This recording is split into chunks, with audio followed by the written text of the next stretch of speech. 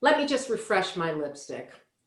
I can't cut hair without red lipstick. It's like spinach for Popeye.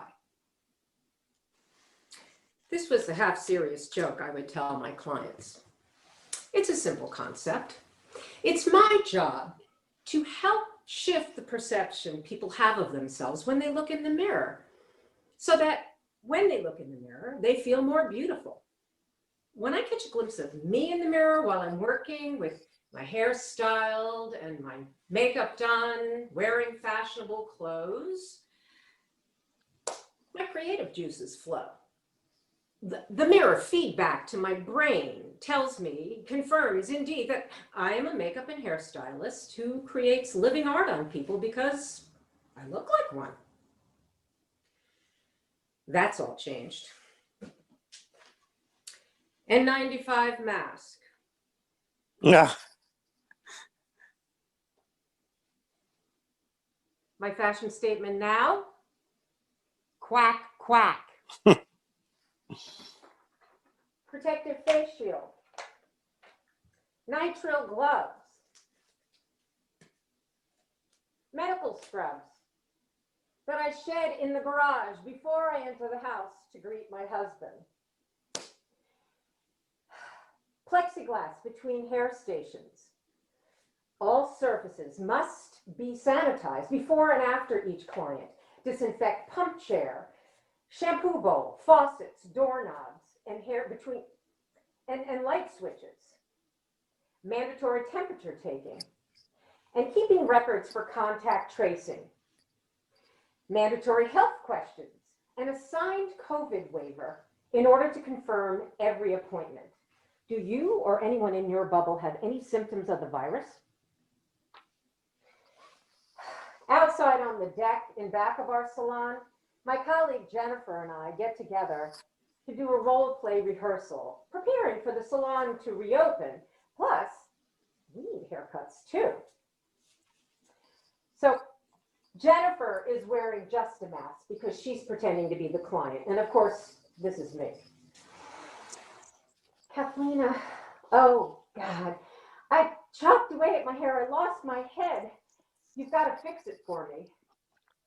Okay, come on, sit down. Let me take a look. Oh, I see. Wow. This is so weird doing this with all this protective equipment. I don't recognize myself. Jesus. Damn, I keep cutting the gloves.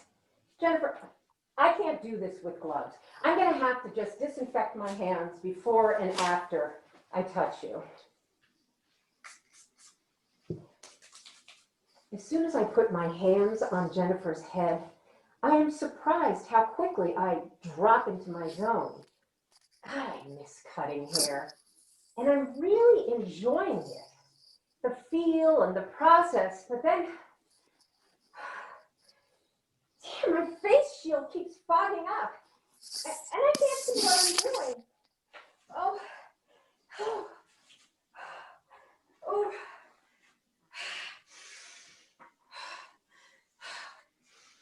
Oh. Kathleena, you took off your mask and face shield. Jennifer, I can't catch my breath. Maybe I should drink some water. No. That's against the rules. We're supposed to keep our masks on at all times.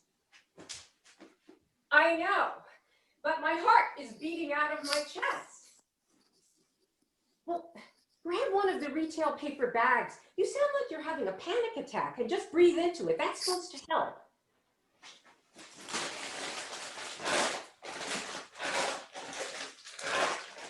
How are we supposed to do this on multiple clients in a day?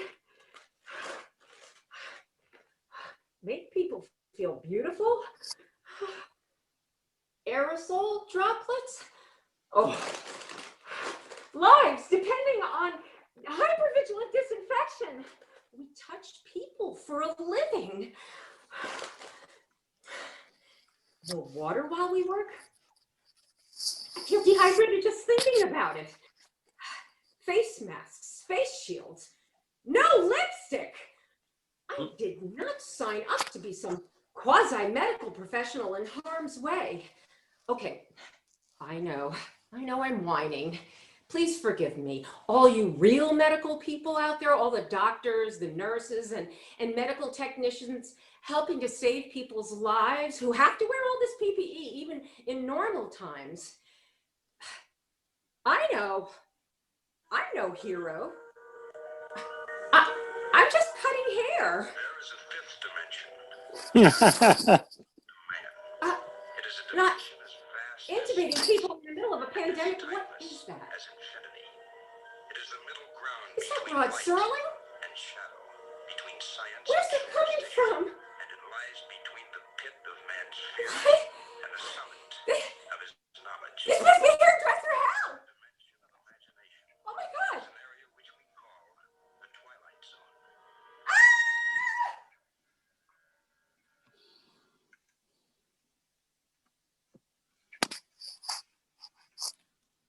I'm wearing my face mask and a face shield.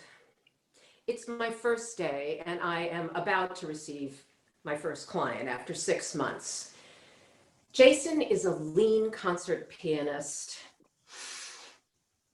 in his 60s, 5'5", small build. He has an angular jaw, dark wavy hair, and wears round tortoiseshell glasses. He's waiting outside for my text signal. Jason, come to the front door and use the hand sanitizer bolted to the wall there. When I let you in, I will take your temperature with the temperature gun. Send.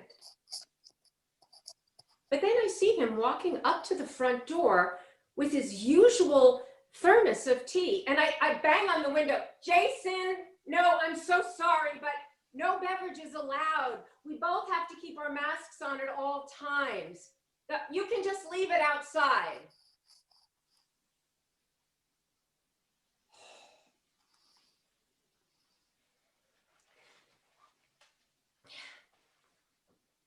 Well, hello. Long time no see. Welcome. Don't shove that thing in my face. But I have to I'm supposed to take your temperature. Well, you could have at least warned me. Well, I did tell you in the text. Well, you should have at least said something before shoving that thing in my face. Oh, I'm so sorry. And I'm already having a bad day. I'm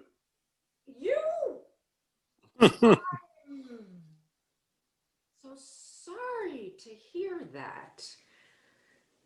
You're absolutely right. I should have said, pardon me, Jason, but I need to take your temperature with this thermometer gun. I guess I'm a little nervous getting used to these protocols. Please forgive me. Do you still want a haircut? Well, yes, of course. Okay, well then we can head out to the back onto the deck. I'm all set up out there. Well, don't I get a robe? I'm sorry, no robes. But I will be putting a cape around your neck and I'll be cutting your hair dry. Well, aren't you gonna shampoo my hair? I mean, that's the best part. No, I'm sorry. According to the Alameda County Health Department and State Board, no services indoors yet. No shampoo bowl, no color services, no blow dries.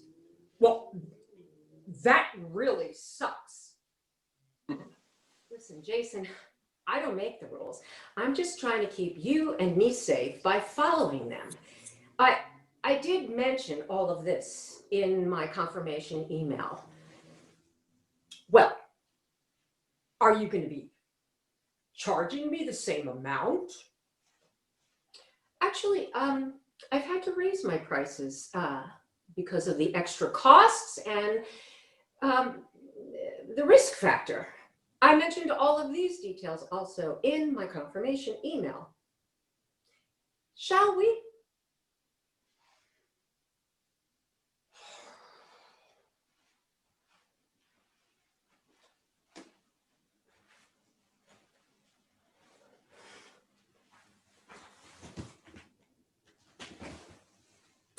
I dragged my pump chair outside and set up everything under the picnic umbrella. Meticulously sanitized haircutting scissors, clips, and combs placed neatly on a clean towel on a freshly disinfected black metal cafe table. The mirrored sliding glass doors of the adjacent suite serve as a convenient mirror for my garden station.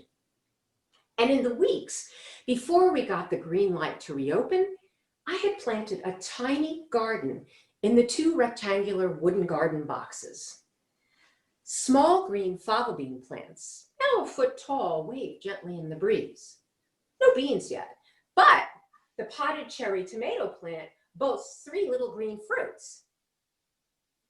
There's a green leafy hedge with cascading purple wisteria creeping over the wooden fence between our deck and the property next door. A sweet little garden escape in anticipation of working outside on the deck seemed like a good idea. And right now, we both could use a little calming. I draped the cape around Jason's neck. Could you make that tighter? I don't want to get any hair down my back.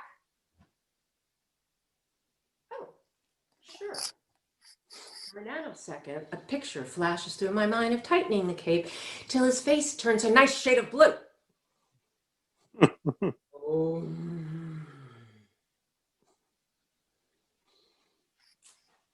How's that? Great. Oh, good. Try to create an atmosphere of love and nurturing for clients. I want the salon to be like a filling station for the soul. As a service provider, my focus is on the client. And as a professional, I pack up my needs neatly in a little box before I receive my clients. Isn't that the essence of good service? To listen as people vent, to be the strong yet gentle presence as people bare their souls in my chair, crying, to pamper, massage, and tend to every beauty need when people feel depleted, providing respite from the grind of their lives, and ultimately to feel transformed when they gaze into the mirror at the polished, renewed version of themselves that I've helped them achieve. It's been 6 months since his last haircut with me. I survey his self-styled mullet, assessing the damage. So it was sticking out at the side, so I chopped away at it a little bit. No problem. I'll just shape it and crop it close like you like it.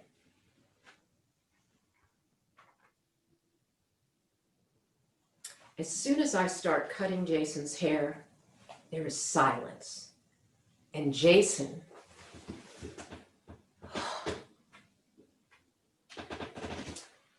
it's a warm summer day in August.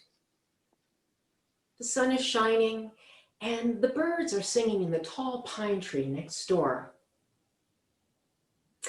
As I'm cutting, Jason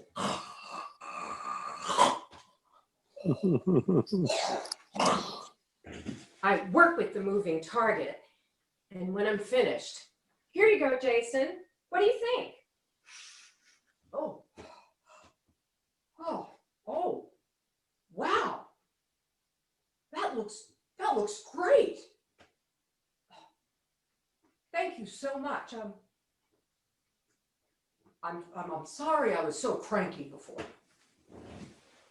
That's okay. We're all adjusting to a new normal. My mom used to cook fresh fava beans in a rich tomato, basil, and garlic sauce. and serve them over pasta shells. A little grated pecorino romano cheese, Italian comfort food. I'm in the garden in back of our home. I never felt like I had enough time for gardening until now. My husband is a master gardener. Planting fava beans puts nitrogen back into the soil. The 2-foot-tall stalks seem to sprout up overnight, like Brussels sprout poles with black and white flowers in between clumps of pointy green leaves. He planted them in the huge clay pots and in the flower beds along the side of the house. But before the plants even started producing bumpy pods of beans, he mentioned something about cutting them down, something about all the nitrogen going into the beans instead of back into the soil. Oh no, Dan, don't cut them down. I love fava beans. And it's so cool. We can grow food in our backyard, especially now in the middle of a pandemic. During the early days of the shelter in place, the whole world came to a standstill. Photos of elephants marching out of the forests in Thailand, curiously parading down city streets, and like wild Kashmiri goats with that long, shaggy white hair with those circular horns, frolicking in the streets of Wales. And in Africa, a pride of lions napping together in the middle of the road instead of hiding themselves in the long, tall grasses of the bush. The animal kingdom seemed puzzled. All the people just disappeared. And in India, blue skies for the first time in years in New Delhi, notorious for thick gray air pollution. Without us to muck things up, nature seems to be automatically restoring balance and beauty. The earth miraculously healing herself. My life has been a nonstop.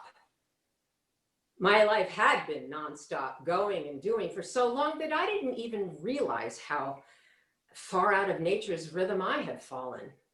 Okay, 2020 has been so tumultuous for so many people, all of us. It's been so hard. And in the midst of so much suffering and loss, I know that I am very blessed. Now my days start on Zoom with yoga, with an intimate community, tuning in from several countries. I actually spend time singing and writing songs, and now I garden. It took a pandemic for me to actually appreciate putting my hands in the soil and what that could offer.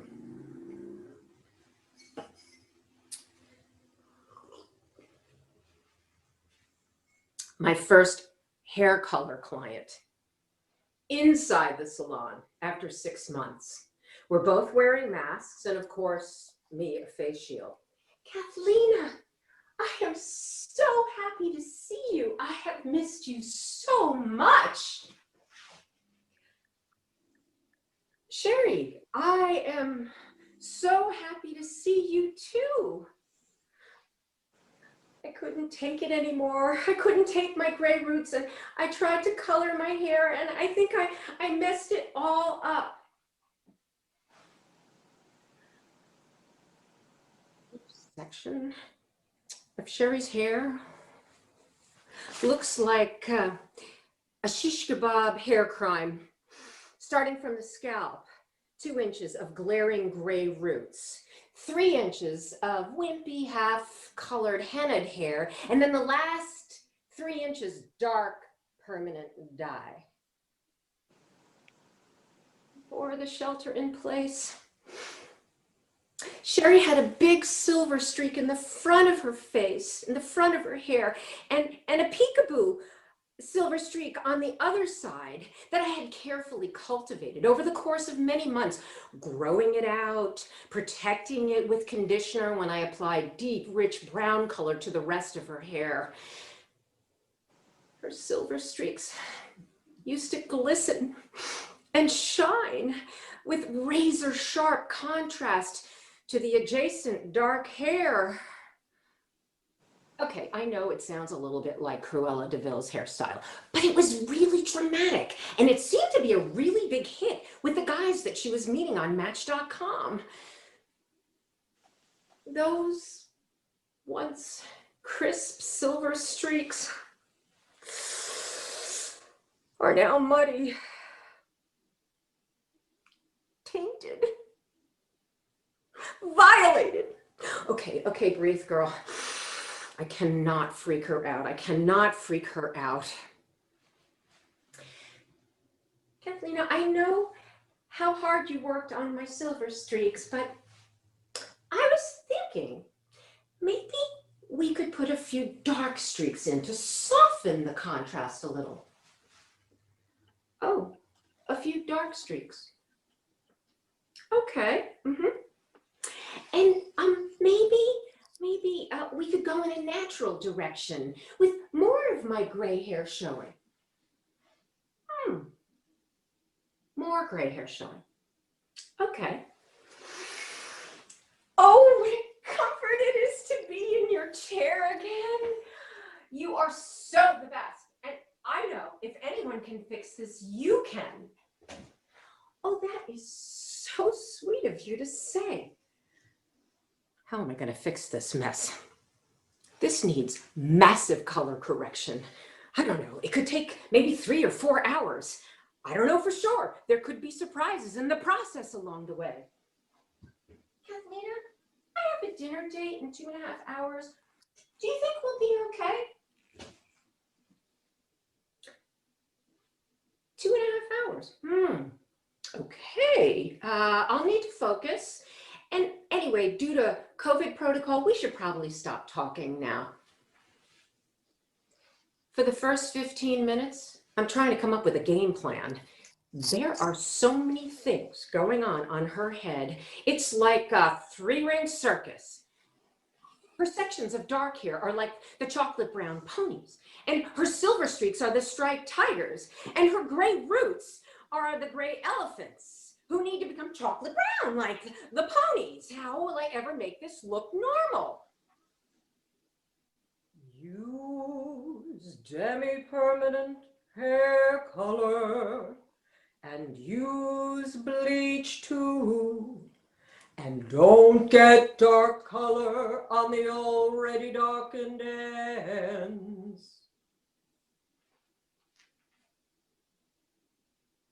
Hair color angels?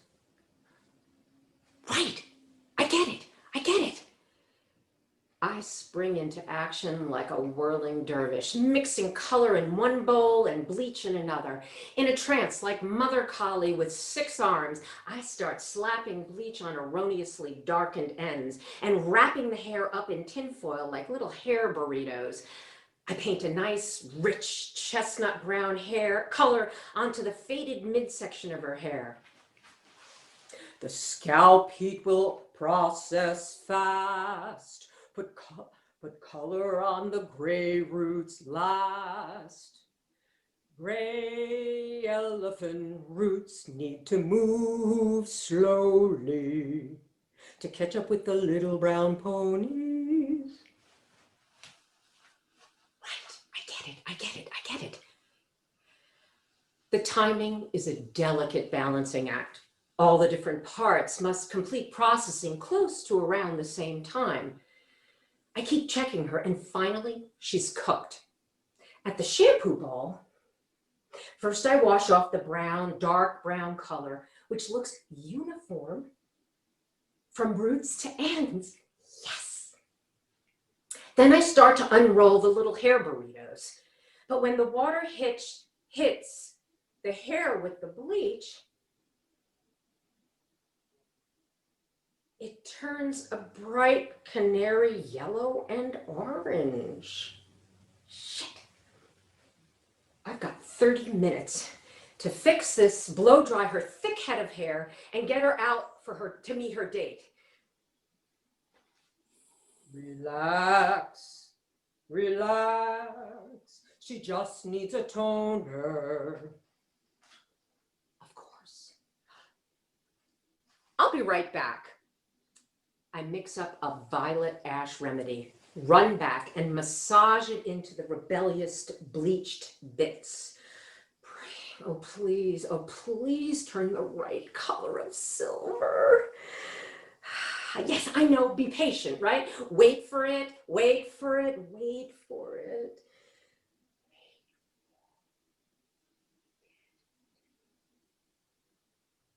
The yellow-orange canaries start turning into soft silver-gray doves. Yes.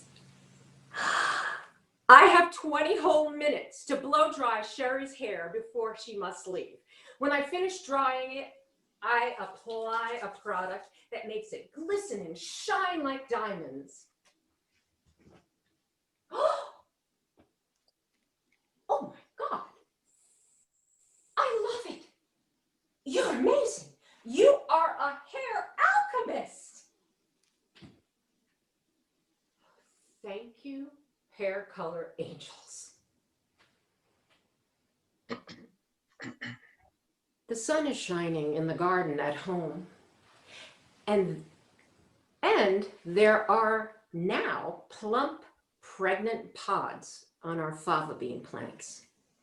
Wearing my straw hat and gardening gloves, I grab the clippers that my husband gifted me with the orange rubber handles and start clipping away. And as I fill my stainless steel bowl with my beautiful beans, I feel something inside of me filling up.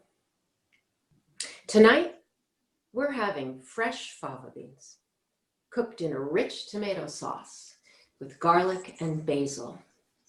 Fava beans from our garden.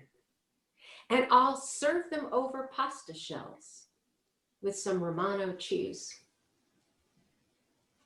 Comfort food. Comfort that I am extremely grateful to have and privileged to have. So simple, so beautiful, and yet kind of a miracle.